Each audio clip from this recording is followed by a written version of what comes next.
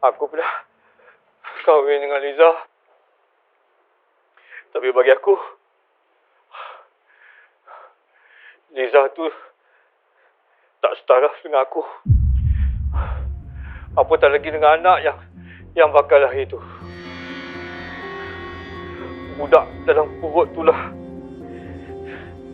yang akan merosakkan darjat keturunan aku.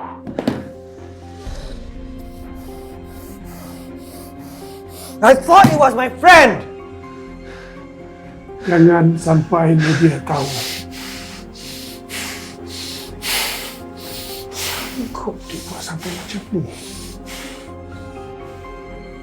Tapi ayah tak nak jumpa Syifa. Tak nak ambil tahu pasal Syifa. Tak nak jaga Syifa.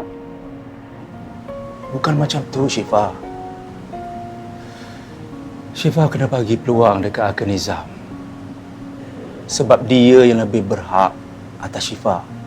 Dan Syifa pun kena buka hati terima Akhi Nizam sebagai bapa kandung Syifa sendiri. Dan ayah tak nak nanti dianggap sebagai perampas, penghalang kasih sayang seorang bapa kandungnya pada anak dia sendiri.